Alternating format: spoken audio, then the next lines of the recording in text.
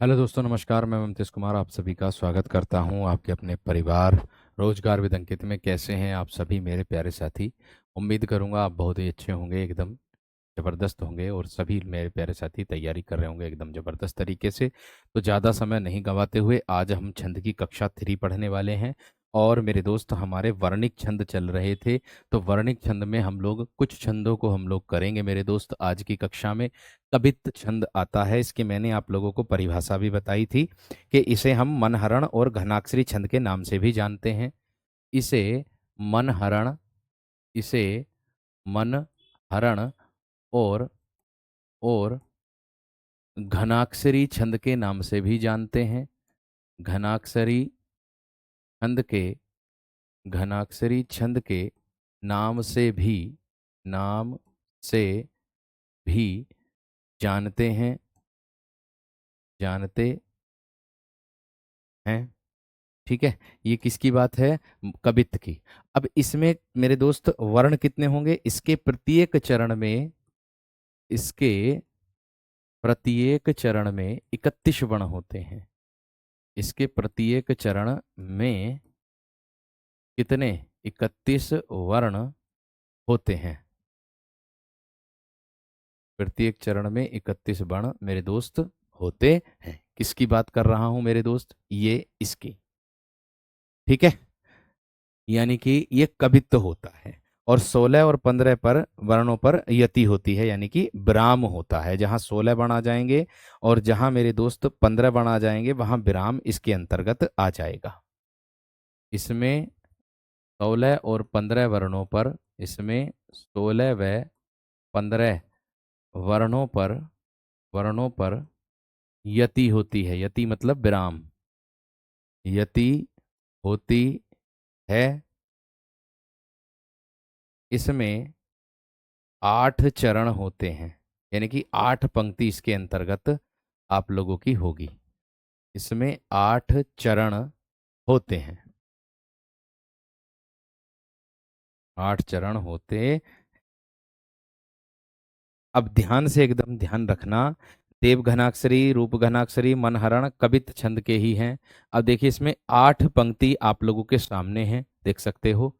1 2 3 4 5 6 7 8, 8 पंक्ति आ गई। ये किसका छंद है? आप लोग कहोगे इसको पहचानेंगे कैसे? जो इसकी परिभाषा दी है, इसमें अगर मात्रा हम लगा करके देखेंगे, पहली बात तो मात्रा एकदम बिल्कुल खत्म हो जाएगी, फेल हो जाएगी। क्योंकि मात्रा जैसे इसमें दी गई है 31, और पहली बात तो ये वर्णिक छंद होता तो इसमें वर्ण वर्ण ही गिनेंगे हम। बात समझ में आ गई क्या ना? बात क्लियर हो गई या ना मेरे दोस्त? बस इतना ध्यान आप लोगों को रखना है। ठीक है। अब अगर मैं मेरे दोस्त यहां पर ध्यान से देखो कि आप लोगों को दिया है झरझर। अब इनमें वर्ण गिन लो बस। 1 2 3 4 5 6 7 8 9 10 11 12 13 14 15 16। 16 पर विराम ले लिया। 16 पर विराम ले लिया। 1 2 3 4 5 6 7 8 9 10 11 12 13 14 और एक 15। 15 पर क्या ले लिया? विराम। इन दोनों को जोड़ दो वीरो, कितने वर्ण हो गए? 31। बात खत्म। 16 और 31 पर मेरे दोस्त क्या हो गए मेरे वीर? वर्ण हो गए मेरे दोस्त आप लोगों के 31। इसको मैं अब साफ कर देता हूं। बस मैंने वर्ण गिन करके बताए थे आपको। बस मैंने केवल और केवल वर्ण गिन करके बताए थे। देख लो मेरे वीरों, आप लोगों के सामने हैं। बात समझ में आ गई क्या ना? इतनी बात समझ में आ गई या ना? एक बार मुझे थम्स अप करके बता दो। इतनी बात सबकी समझ में आ गई या ना? देखो, अभी मत लिखो इसको। अभी मत लिखो, बाद में अपने कॉपी पर लिखना चाहते हो तो लिख सकते हो। बाद में अपनी कॉपी पर लिखना चाहते हो तो लिख सकते हो। ऐसे ही इसको गिन लो मेरे दोस्त। 1 2 3 4 5 6 7 8 9 10 11 12 13 14 15 16। ये आ गए 16। अब मैं इसको मिटा देता हूं ताकि आपको लिखने में कोई दिक्कत ना हो। फिर इसको गिन लो। 1 2 3 4 5 6 7 8 9 10 11 12 13 14 15। ये हो गए 15। गिन दो दोनों को, कितने हो गए? 31। बात ही खत्म हो जाती है। इतनी बात बताओ सभी वीरों को समझ में आई है ना? बताओ। इतनी बात मुझे बताओ कि सभी वीरों को मेरे दोस्त समझ में आई या ना? आई कि नहीं? इसको अभी मत लिखो। देखो मैं ये कहना चाह रहा हूं आप लोगों को, इसको बाद में लिख लेना। पीडीएफ मैं आप लोगों को दूंगा, इसको बाद में लिख लेना। केवल हमें मेन बात क्या है, वो परिभाषा है मेन चीज हमारी, वो हमारे दिमाग में होनी चाहिए। ठीक है, परिभाषा जो है वो हमारे दिमाग में मेरे शेर होनी चाहिए। ठीक है। अजायब घर मैंने बोला था, संग्रहालय बोला था, संग्रह। जो संग्रहालय होता जैसे कारखाना होता ना, ऐसे बोलते हैं उसको। आगे आ जाता है मेरे दोस्त आप लोगों का शिखरणी।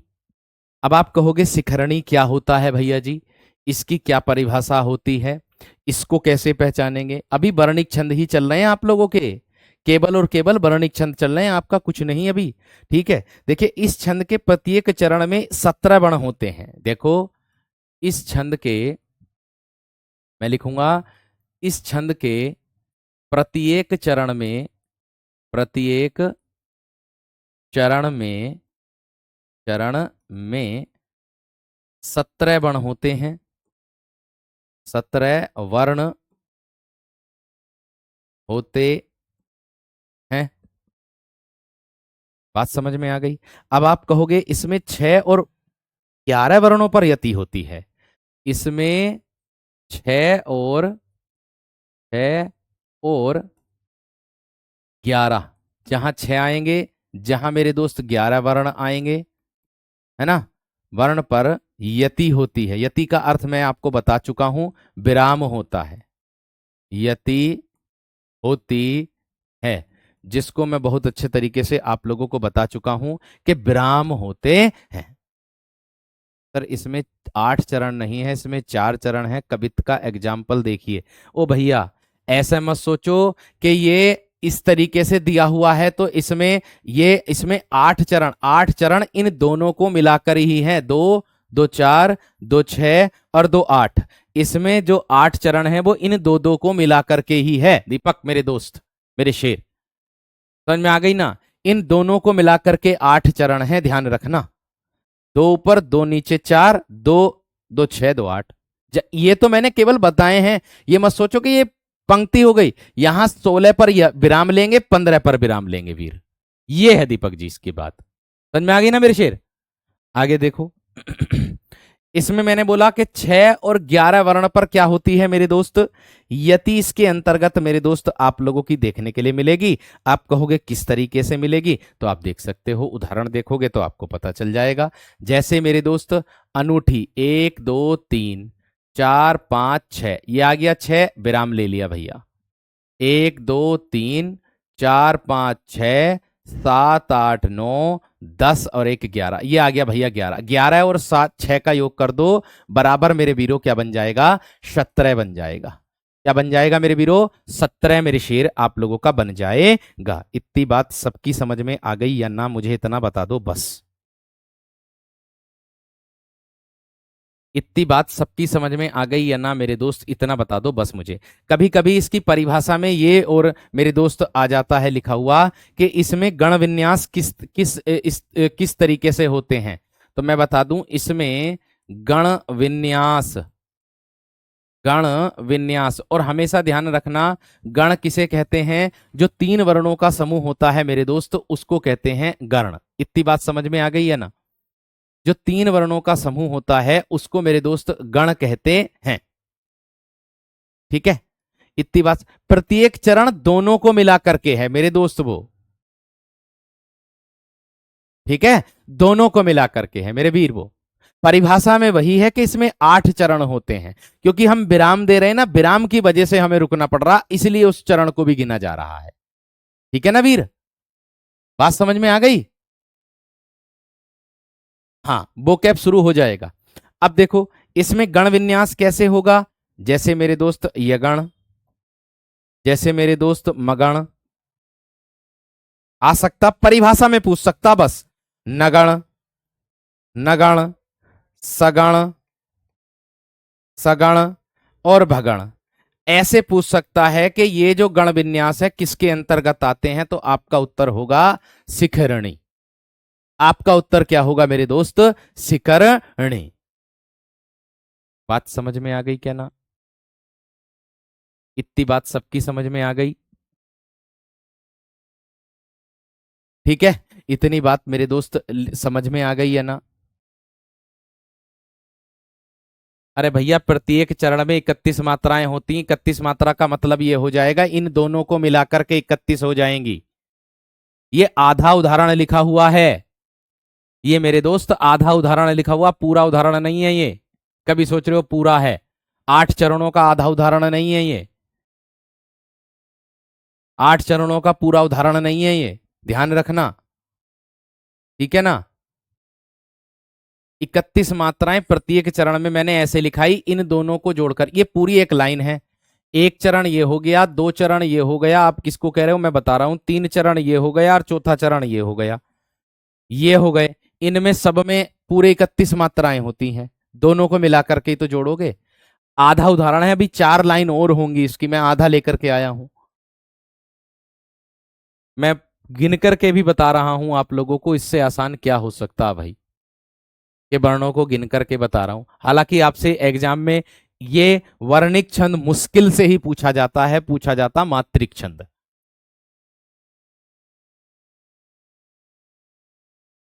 बात समझ में आ गई क्या ना? पूछा जाता है मात्रिक छंद मेरे दोस्त, ध्यान रखना। आगे देखो, इसमें मैंने गिन के बता दी है आप लोगों को 17।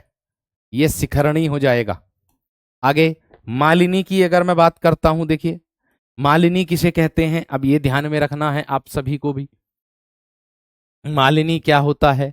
तो देखिए मेरे दोस्त, अगर मैं मालिनी की बात करूंगा आप लोगों से, तो इसमें प्रत्येक चरण में कितने वर्ण होते हैं भैया जी? 15। 8 और 7 पर यति होती है, ध्यान रखना। इसमें प्रत्येक चरण में, हालांकि मैं परिभाषा आप लोगों को एक लाइन में लिखा चुका हूं, ध्यान रखना। ठीक है, एक लाइन में मेरे दोस्त लिखा चुका हूं। मोहित मेरे दोस्त थोड़ा सा धैर्य रख लो मेरे वीर, मैं ज्यादा नहीं लिखाऊंगा वर्णिक छंद, बहुत नाम मात्र के वर्णिक छंद कराऊंगा, उसके बाद सीधा मैं वहां पर आ जाऊंगा। ठीक है?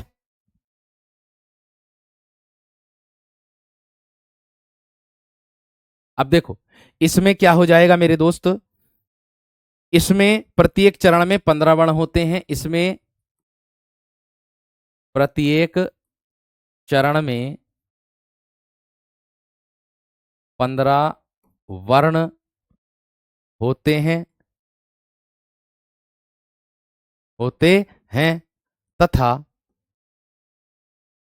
तथा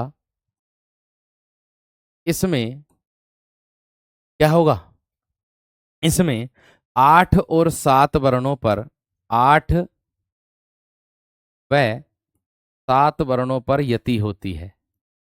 वर्णों पर यति होती है। यति का मतलब होता है विराम। यति का मतलब होता है मेरे दोस्त क्या? विराम। बात समझ में आ गई? अब देखो क्या होगा, किस तरीके से होगा उसको ध्यान में देख लो।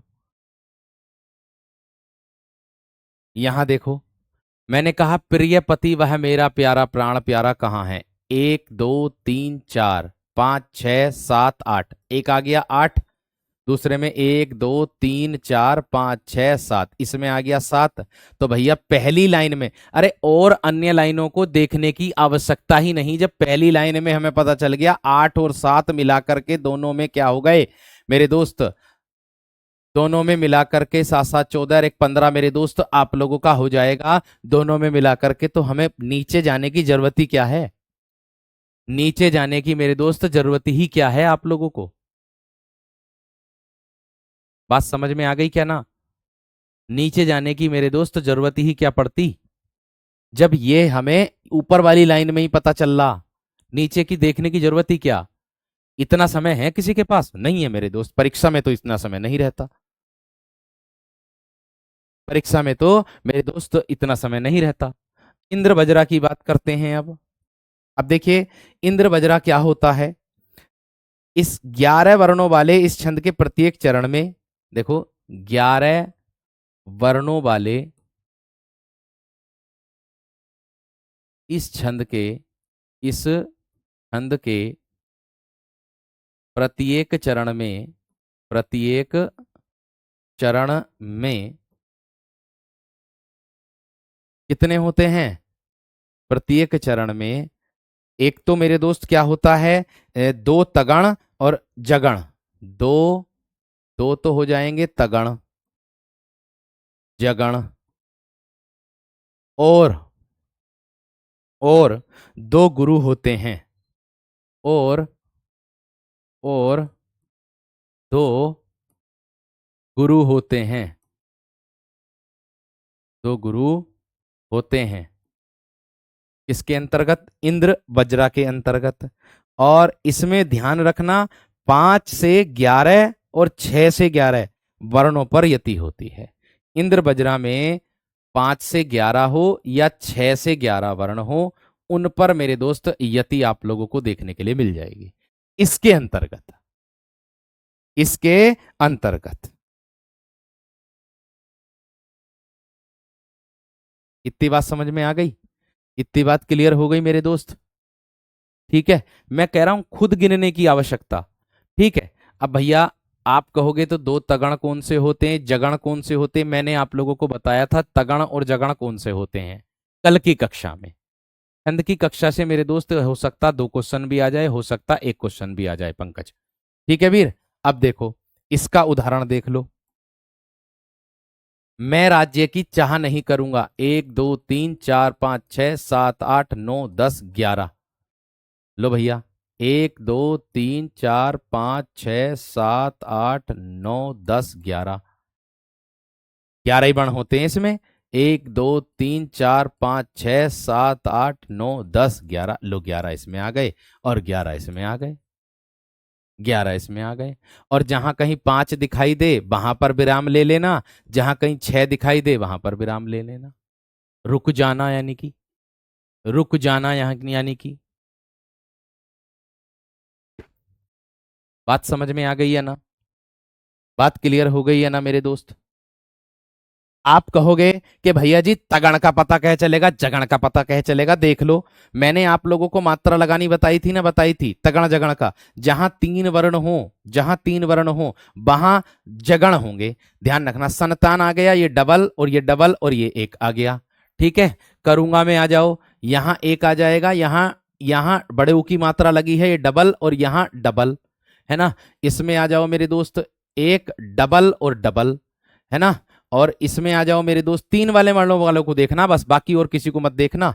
बनेगी में आ जाओ मेरे दोस्त, 1 2 और 2 आ जाएगा, 1 2 और 2 आ जाएगा। इस तरीके से ऐसे आया, 1 2 और 2 आ जाएगा। इस तरीके से देख सकते हो इसमें, इस तरीके से लगा सकते हो मेरे दोस्त। दो तगण, दो गुरु और दो जगण मिलेंगे देखने के लिए इसमें। ऐसे इसको पहचान सकते हो। हालांकि इसकी जरूरत नहीं है हमें, बिल्कुल भी समय खराब करना अपना नहीं है बिल्कुल भी इसमें। बस केवल गिन करके देख लो एक साथ। आधा अक्षर पर नहीं लगाएंगे, आधे अक्षर को तो उसमें भी छोड़ देते हैं। ना ना, 11 पर नहीं हो रही है, पूरा मैंने लिख दिया एक साथ। इसे गाएंगे, इसे तो मैं तो ऐसी पढ़ रहा हूं, मैं राज्य की चाह नहीं करूंगा, मैं राज्य की चाह नहीं करूंगा। 1 2 3 4 5 6। अब देखो यहां पर 6 पर ले लेना चाह जब गाओगे, और 1 2 3 4 5 6 यहां 6 पर ले लेना आराम से। देखो इसमें साफ साफ बताया परिभाषा में, मैं अपनी तरफ से बना करके न लाया हूं भैया परिभाषा। मैं इसमें परिभाषा अपनी तरफ से बना करके न लाया हूं मेरे दोस्त। जो दिया है वही मैं आप लोगों के सामने लाया हूं। यहाँ तो 5 पे हो जाएगा, चाहे 6 पे हो जाएगा। इसको देखने की आवश्यकता ही क्या है? सीधा सा पंक्ति गिन दो, बस बात खत्म। इतना ही पूछा जाएगा हमसे परीक्षा में, अगर आया तो, अगर आया तो, वरना तो नहीं। ठीक है। अब आगे देखो उपेंद्र बजरा। अब आप कहोगे, मैं जल्दी से आप लोगों के लिए मेरे दोस्त उस पर आना चाहता हूं, जो आपका मात्रिक छंद होता है वह मेन होता है, ध्यान रखना। ठीक है ना। इसमें देखिए, इसमें मेरे दोस्त इस छंद के प्रत्येक चरण में 11 वर्ण होते हैं।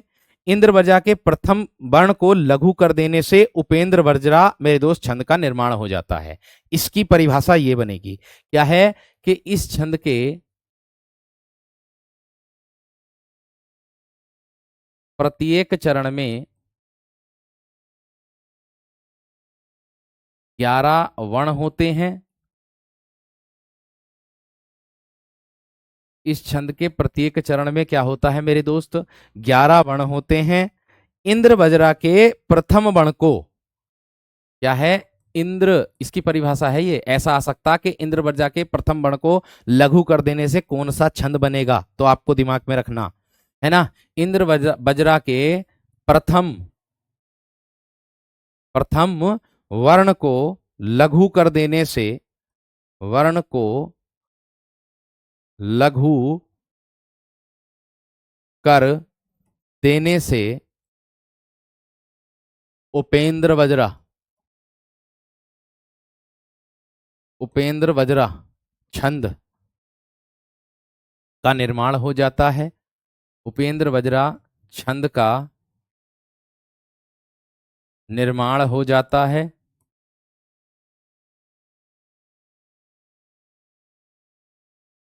जो मेन मेन है वही करा रहा हूं आपको, बाकी परिभाषा तो मैं आप लोगों के लिए सबकी लिखा चुका हूं। ठीक है, बात समझ में आ गई क्या ना। गौरव मेरे दोस्त, इसमें कुछ नहीं है, शब्द गिनने बस कि इसमें कितने अक्षर हैं। जो परिभाषा लिखा रहा हूं ना, इतने अगर आ रहे हैं ना पंक्ति में, समझ लो उत्तर सही है। बस इतना करना और कुछ नहीं करना। ठीक है ना दोस्त, बस इतना करना, बाकी और कुछ नहीं करना।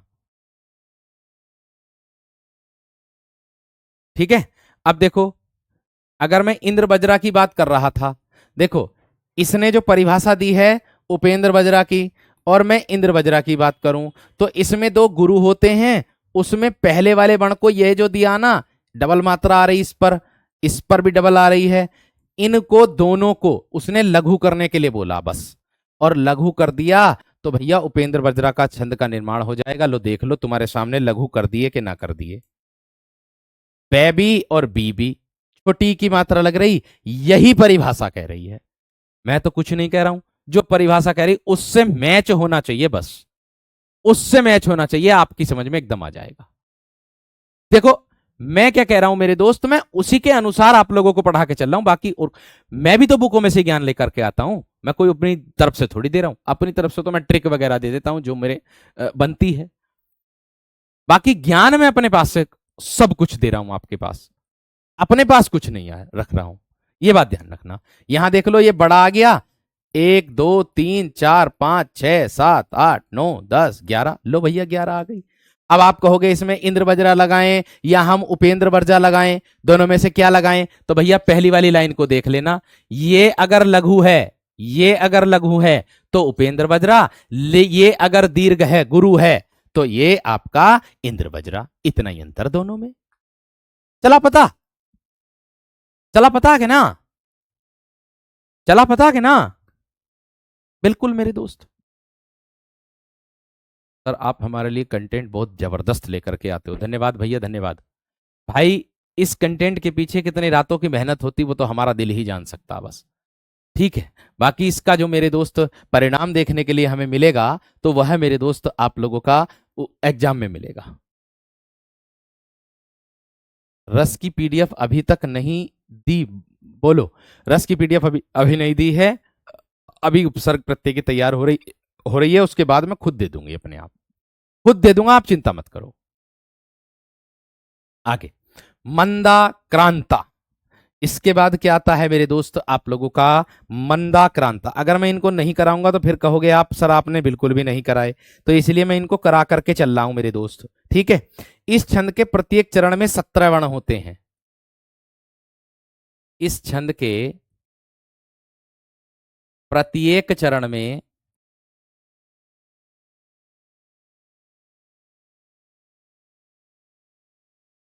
कितने वर्ण होते हैं, 17 वर्ण होते हैं।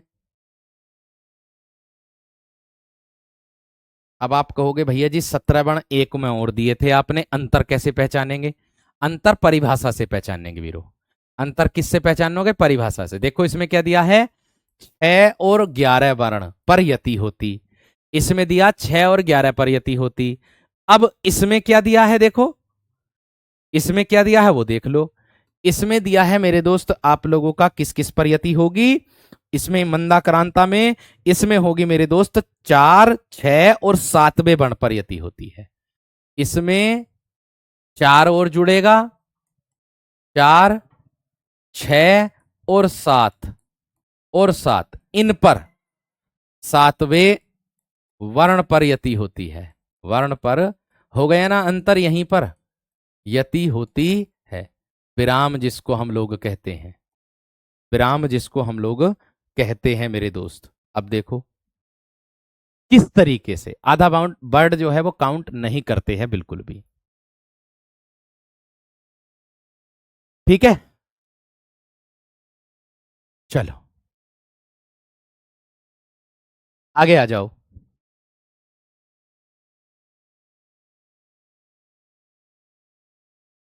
ऊषा कुछ भी, ये सब आप लोगों के भले के लिए मेरे दोस्त मैं करा रहा हूं। अगर आपसे वर्णिक छंद परीक्षा में पूछ लिया तो आप ही कहोगे सर आपने वर्णिक छंद क्यों नहीं कराया। अरे अभी आपके पास समय है, अभी ना तो आपके आवेदन का पता। अब सितंबर माह में कहा है आप लोगों का, बताओ।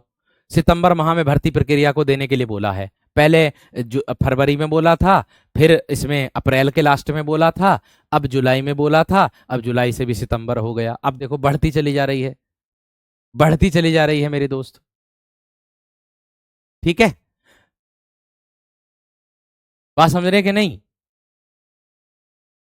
अब देखो मेरे दोस्त, तारे डूबे, देखो यहां पर मैंने कहा 4 और 6 और 7वें वर्ण पर तारे डूबे, 1 2 3 4, लो विराम ले लिया। तारे डूबे 1 2 3 4 5 6, 6 पर भी विराम ले लिया। तम टल गया और छा गई व्योम लाली, 1 2 3 4 5 6 7, लो इस पे आ गया 7। तो भैया मैंने क्या कहा था, 4 6 7 पर विराम लेना आपको। जहां भी 4 दिखाई दे, जहां भी 7 दिखाई दे, वहां विराम लेना आपको, ये मैंने कहा है। ठीक है, देखो मेरा कहने का मतलब ये है मेरे वीर, मैं आप लोगों के लिए ही ये शब्द बोलने जा रहा हूं। देखो आप लोग याद कब करोगे मुझे, जब आप लोगों की परीक्षा में एक एक प्रश्न देखने के लिए मिल जाएगा, और मैं भी यही चाहता हूं कि एक एक प्रश्न देखने के लिए मिले। दूसरी बात, जब व्यक्ति जन्म लेता है आपने देखा होगा उसका नाम नहीं होता बिल्कुल भी। जब व्यक्ति जन्म लेता है तो उसका बिल्कुल भी नाम नहीं होता है। और जब व्यक्ति जन्म लेता है नाम नहीं होता, सांसें होती हैं। लेकिन जब व्यक्ति मर जाता है, मृत्यु हो जाती है, उसका नाम होता है लेकिन सांसें नहीं होती। तो मेरे दोस्त जन्म और मृत्यु के जीवन चक्र को ही मेरे दोस्त जिंदगी कहते हैं, ये बात ध्यान रखना। और इस जिंदगी में जितना हम अपने लिए कुछ कर लें बिना रिस्क लिए, वही मेरे दोस्त बेहतर होगा, ये बात का ध्यान रखना। क्योंकि रिस्क इस बार लेना नहीं है कि इस बार अगर वैकेंसी आई पता नहीं फिर जने कब आएगी वैकेंसी। तो इसलिए हर वह चीज पढ़ो जिसकी आपको आवश्यकता लग रही है, ये बात ध्यान रखना। मेरी बात पर गौर देना, मैं बहुत बड़ी गहरी बात बता रहा हूं ये वाली। ठीक है ना वीर, ये बहुत गहरी बात बताई है मैंने, ये बात ध्यान रखना। ठीक है, आगे देखो, इसे वसंत तिलका, इसमें क्या होगा, आगे आता है मेरे दोस्त आप लोगों का वसंत तिलका। तो इसमें क्या होगा मेरे दोस्त, वसंत तिलका में इस छंद के प्रत्येक चरण में 14 वर्ण होते हैं, है ना, इसको ध्यान में रखना है। इस छंद के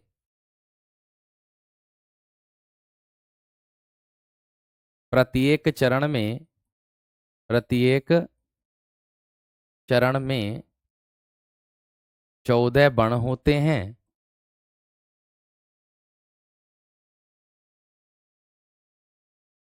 ठीक है, और क्या इसके अंतर्गत देखने के लिए मिलेगा आप लोगों को मेरे दोस्त, इसे सिंहोन्नता छंद के नाम से भी जाना जाता है। इसे किसके नाम से जाना जाता है,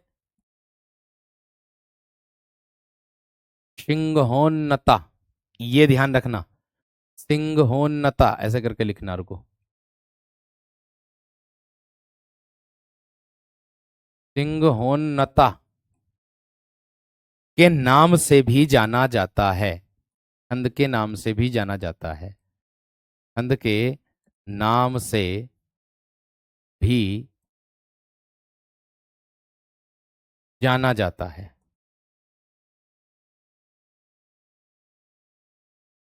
जाना जाता है। ये बात ध्यान रखना। ठीक है वीर।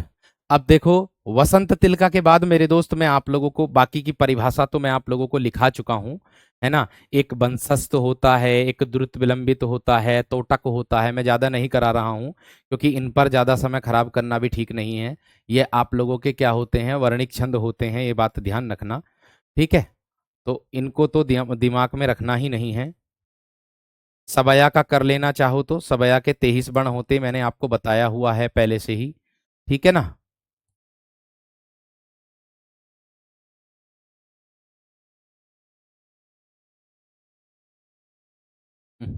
परिभाषा ही मिट गई।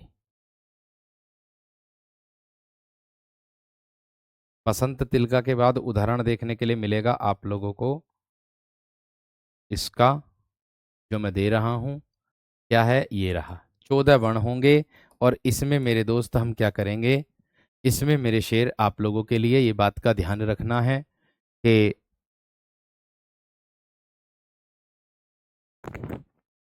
हाँ जी, देखो भैया, उदाहरण 1 2 3 4 5 6 7 8 9 10 11 12 और एक आ गया 14। लो भैया, एक पंक्ति में 14 आ गए, बात ही खत्म हो जाती है। दूसरी को देखने की जरूरत नहीं क्योंकि हमने परिभाषा ऊपर पढ़ ली है। ठीक है, दूसरी को देखने की आवश्यकता ही नहीं है क्योंकि हमने परिभाषा ऊपर पढ़ ली है मेरे शेर। ये बात का ध्यान रखना। ठीक है, इतनी बात विशेष तरीके से दिमाग में रखनी है। आगे वंशस्थ को और कर लो, हो सकता है ये पूछा जाए, है ना। हो सकता है ये पूछ लिया जाए, वंशस्थ जो होता है। इसके बाद मैं मात्रिक छंद पर आ जाऊंगा, आप चिंता ना करें। फिर आप लोगों को मात्रा लगानी ही सिखाऊंगा सभी को। ठीक है ना। इस छंद के प्रत्येक चरण में मेरे दोस्त जगण तगण जगण और रगण के योग से 12 वर्ण होते हैं, इसको ध्यान रखना। इसमें इस छंद में 12 वर्ण होते हैं। इस छंद में 12 वर्ण होते हैं। 12 वर्ण वो भी किसके योग से होंगे मेरे दोस्त, इसमें दो तो जगण होंगे और एक रगण होगा, एक तगण होगा। दो क्या होंगे, जगण, एक रगण और एक तगण। एक क्या होगा मेरे दोस्त इसमें, तगण। इनके योग से बनेगा ये जगण तगण और जगण तगण रगण और जगण, यानी कि दो जगण है ना, तो इनके योग से मिलकर बनेगा। इसकी आवश्यकता नहीं दिमाग में रखने की, केवल किसकी आवश्यकता, इसकी। इसकी आवश्यकता मात्रा लगा करके देख लो। दीनानाथ था, 1 2 3 4 5 6 7 8 9 10 11 12। आ गया पहले वाले में 12, ये आ गई। 1 2 3 4 5 6 7 8 9 10 11 और एक 12 आ गया 12। दूसरी में आ जाओ, दिग्गंत 1 2 3 4 नीचे दिए है, 5 6 7 8 9 10 11 12, ये आ गई 12। आगे जो 1 2 3 4 5 6 7 8 9 10 11 और एक आ गई 12। लो, सब में 12 आ गई। सब में क्या आ गई मेरे दोस्त, 12 आ गई आप लोगों के सामने। ये है आप लोगों का इसका उदाहरण। बात समझ में आ गई है ना, बात क्लियर हो गई है ना मेरे दोस्त। लाल चंद्रा, पहले मेरी कक्षा तो देख लो मेरे दोस्त, कल वाली। उसमें 22 से 26 लिख रहा कि नहीं लिख रहा डायग्राम में, पहले उसको तो देख लो भैया। पहले उसको तो देख लो, सवया में 22 से 26 लिखाए कि ना लिखाए। ठीक है, बात समझ में आ गई है ना। कल की कक्षा देख लो, उसमें डायग्राम में कितनी मात्रा लिख रही, वो बण लिख रहे हैं, वो देख लो एक बार। उसके बाद देखना मेरे शेर, उसके बाद कहना किसी भी चीज को। ठीक है, मैं अगर जहां गलत होता हूं तो मैं वहां झुकता भी हूं, और जहां मैं गलत नहीं हूं तो वहां मेरे दोस्त मैं आपको ही निर्देश दूंगा कि आप एक बार उसको चेक कर लीजिएगा। सीधी सी बात है, फिर बाद में मुझे मुझे कहिए। क्योंकि मेरे लिए ऐसा नहीं है कि अगर मैं पढ़ा रहा हूं तो बिल्कुल सही पढ़ाऊंगा। हो सकता कभी कभी पढ़ाते समय गलत भी हो जा। विद्वान नहीं हूं भाई, मैं अपने आप को विद्वान नहीं समझता। जहां गलत होता हूं वहां बोलता हूं कि हाँ मैं गलत हूं यहाँ। और इसमें कोई मेरे लिए कोई बेइज्जती वाली बात नहीं है। जितना मुझे ज्ञान है उस ज्ञान के हिसाब से मैं आप लोगों को पढ़ाता हूं। विद्वान बनने की कोशिश नहीं करता हूं मेरे दोस्त में, बिल्कुल भी। और ना ही मैं अपने आप को सर्वज्ञ बताता हूं, मैं नहीं हूं सर्वज्ञ, बहुत छोटा सा ज्ञान है मुझे, थोड़ा सा ज्ञान है। ठीक है, चलिए आगे देखो। मात्रिक छंद की अगर मैं बात करता हूं मेरे दोस्त, आगे आ जाओ, अब आ जाओ मेरे दोस्त, मात्रिक छंद पर आ जाओ। इसमें मात्रिक छंद पर विशेष तरीके से दिमाग में रखना है आप सभी विद्यार्थियों को, किस बात का? ठीक है, चलिए।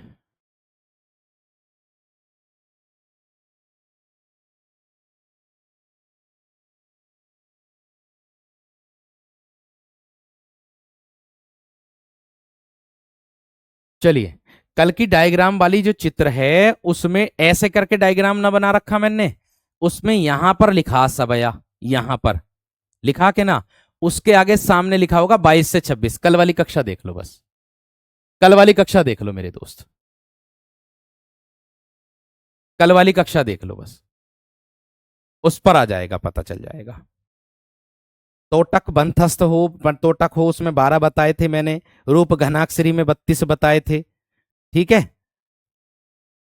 कवित्त में 31 से 33 बण बताए थे, 31 भी हो जाएंगे 33 भी हो जाएंगे, दोनों तरीके से हो जाएगा। ठीक है,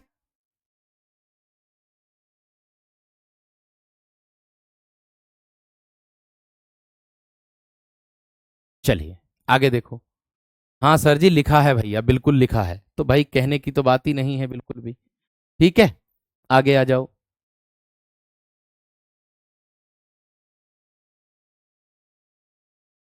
हाँ जी, मैं कर रहा था आप लोगों को मात्रिक छंद। अब मात्रिक छंद किसे कहेंगे? जिन छंदों में मात्राओं की समानता के नियम का पालन किया जाता है, जिन छंदों में, जिन छंदों में मात्राओं की समानता के नियम का पालन किया जाता है, मात्राओं की समानता के, समानता के नियम का, के नियम का पालन किया जाता है, समानता के नियम का पालन किया जाता है,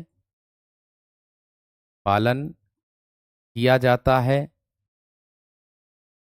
तथा, तथा वर्णों की समानता पर, तथा वर्णों की समानता पर ध्यान नहीं दिया जाता, वर्णों की समानता पर ध्यान नहीं दिया जाता, ध्यान नहीं दिया जाता, ध्यान नहीं दिया जाता है, उसे मेरे दोस्त मात्रिक छंद कहते हैं। उसे क्या कहते हैं मेरे दोस्त? मात्रिक छंद कहते हैं। इतनी बात समझ में आ गई? अब देखो किस तरीके से द्रुत विलंबित मैं आप लोगों को करा चुका हूं वीरो। द्रुत विलंबित में 12 वर्ण होते हैं वीर, द्रुत विलंबित में 12 वर्ण होते हैं। ठीक है, मैंने परिभाषा आप लोगों को लिखाई है। अब देखो जो वर्णिक छंद आप लोगों के बच गए हैं ना, जो वर्णिक छंद आप लोगों के बच गए हैं जो मैंने इसमें नहीं कराए, उसमें अधिक यहां पर समय खराब करने से अच्छा मैं वर्कशीट में आप लोगों को क्वेश्चन के तौर पर मैं वो दे दूंगा। जो वर्णिक छंद बच गए हैं आपके, तो सब कवर हो जाएंगे हमारे। ठीक है, तो सब कमर हो जाएंगे, सब कमर हो जाएंगे मेरे दोस्त। ठीक, समझ में आ गई? बहुत बढ़िया। एक भैया ने पूछा सिर्फ, जो मेरे दिल की भावनाओं को समझा, कि भैया जी आपकी तबीयत ठीक नहीं है। मैं बताऊं वर्तमान में बुखार है मेरे दोस्त, आप लोग मजाक समझ रहे होंगे ये चीज को। ठीक है, देखो अब इधर, जिन छंदों में मात्राओं, लेकिन मैं कक्षा बहुत ही जरूरी जब काम होता है मुझे, तब मैं मेरे दोस्त छुट्टी करने की कोशिश करता हूं। ये समझ लो कि वरना मैं छुट्टी करने की कोशिश नहीं करता। यहां भी अगर मैं बात करूं आप लोगों से कि तो आपको तो पता ही है मेरी शादी हो चुकी है, मेरी वाइफ बीमार है, जिसके कारण मेरे दोस्त मैं आप लोगों की कक्षा को, एक भी कक्षा को प्रभावित नहीं होने दे रहा हूं। एक भी कक्षा को मैं प्रभावित नहीं होने दे रहा हूं, एक भी कक्षा जो आप लोगों की प्रतिबंध हो जाए, बंद हो जाए, एक भी नहीं। सभी कक्षाओं को लेता हूं, फिर मैं जाता हूं डॉक्टर के यहाँ। इस तरीके से चल रहा है, ये समझ लो। ठीक है भैया, आ जाओ, अब कोई बात नहीं, इधर आ जाओ। मैंने कहा जिन छंदों में मात्राओं की समानता, और दिमाग में कितनी टेंशन रहती है आप जानते ही हो इस चीज को, है ना? मात्राओं की समानता के नियम का पालन किया जाता है, जबकि वर्णों की समानता पर कोई भी ध्यान मेरे दोस्त नहीं दिया जाता है। कोई भी ध्यान मेरे वीर नहीं दिया जाता है। ये हम कहते हैं वर्णिक छंद। जैसे मैंने आप लोगों को मेरे वीरों एक परिभाषा मैंने आप लोगों को बताई थी। किसकी परिभाषा बताई थी मेरे शेरों? वर्णिक छंद की डायग्राम बना करके मैंने आपको एक परिभाषा बताई थी।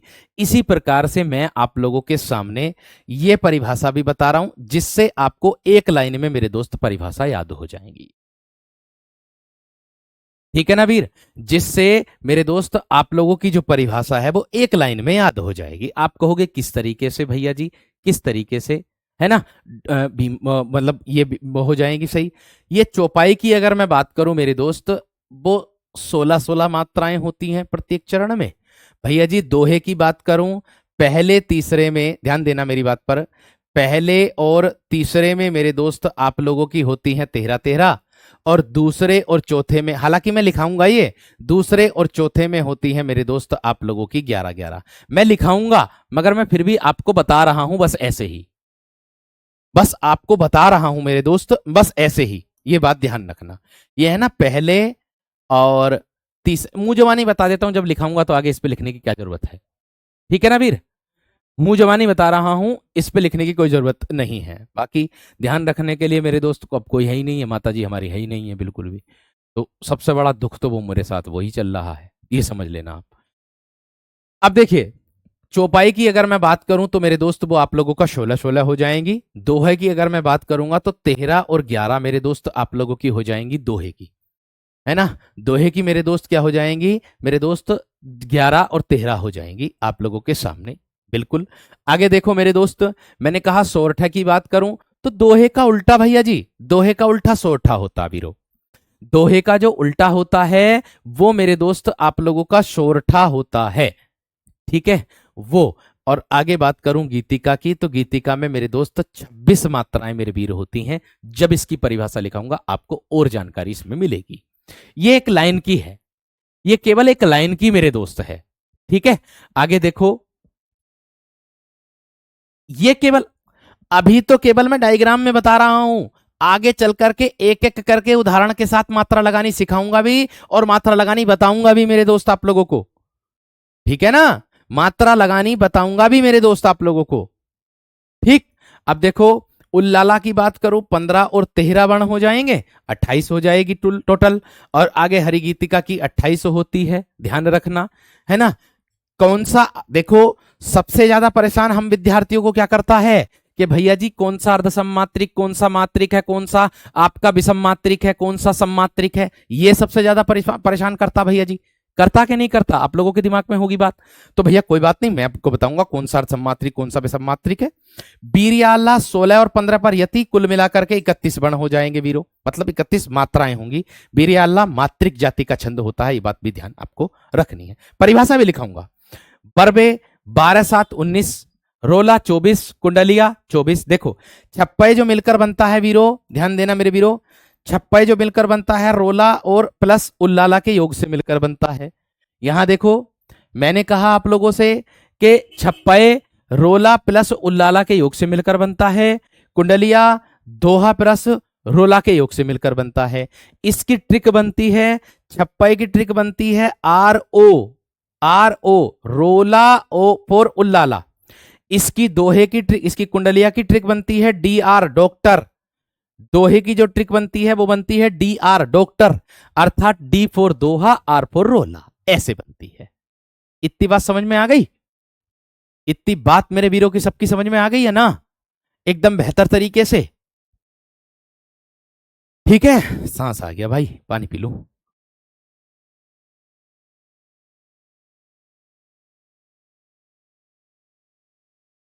ठीक है, इतनी बात सबकी समझ में आ गई मेरे दोस्त?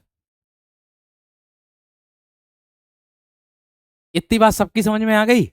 चलिए बहुत बढ़िया और बहुत ही शानदार। अब देखो मेरे दोस्त, इसके बाद मैं आप लोगों को सम्मात्रिक छंद पढ़ाऊंगा और सम्मात्रिक छंद की क्या परिभाषा आप लोगों की होती है। तो जिस छंद के चारों चरणों में मात्राओं की संख्या व क्रम नियोजन समान होता है उसे सममात्रिक छंद कहते हैं। मेरी बात को ध्यान में रखो, मैं क्या कहना चाह रहा हूं आप लोगों से, क्या कहना चाह रहा हूं वीर, कि सम्मात्रिक का मतलब होता है जिसमें समान मात्राएं होंगी। ठीक है जी। सम मतलब समान, मात्रिक मतलब मात्राएं। मैं कह दूं जिस छंद के चारों चरणों में मात्राओं की संख्या व क्रम नियोजन समान होता है, मात्राओं की चारों चरणों की मेरे दोस्त मात्राओं की संख्या और क्रम नियोजन जो रहता है मेरे दोस्त वो समान रहता है, ठीक है, उसको मेरे दोस्त हम सममात्रिक छंद कहते हैं। जैसे चौपाई, रोला, गीतिका, हरि गीतिका, ये सममात्रिक छंद आपके होते हैं। आप कहोगे भैया जी कि इसकी ट्रिक क्या है, तो देख लो वीरो, इसकी ट्रिक क्या है, देख लो। इसकी ट्रिक बनेगी चौ चौ रो चौरो गीत गीत हरि, चौरो गीत हरि, ये ट्रिक बनेगी इसकी, ये ट्रिक बनेगी इसकी। किसकी? सममात्रिक की ट्रिक है ये, चौरो गीत हरि। चौफोर बना देना आप लोग चौपाई, चौपाई। रोफोर बना देना मेरे दोस्त आप लोग रोला, रोला। और गीत फोर बना देना मेरे दोस्त आप लोग गीतिका। और हरि फोर बना देना मेरे दोस्त आप लोग हरि गीतिका। हरि फोर क्या बना देना आप लोग हरि गीतिका। ये है ट्रिक इसकी, चौरो गीत हरि। ये किसकी ट्रिक है मेरे दोस्त? ये इतनी है। ठीक है वीर, इतनी बात समझ में आ गई? इतनी बात मेरे दोस्त समझ में आ गई है ना मेरे शेर? चौ रो गीत हरी, ये इसकी ट्रिक है वीर। ये सममात्रिक की ट्रिक है वीरो। किसकी ट्रिक है ये आपकी सममात्रिक। आपसे पूछा जाए निम्नलिखित में से सममात्रिक छंद कौन सा है, तो ये चारों छंद मेरे दोस्त आपके सममात्रिक होते हैं। इस ट्रिक को याद रख लेना, इस ट्रिक को मेरे वीर याद रख लेना। बात समझ में आ गई? इतनी बात सबकी समझ में आ गई? इतनी बात सबकी क्लियर हो गई वीर? ठीक है, इतनी बात क्लियर हो गई है ना? यानी कि चौ मतलब चौपाई, पहला अक्षर ले लो। रो मतलब रोला।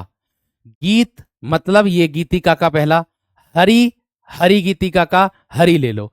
इसी से बना देना चौरो गीत हरि।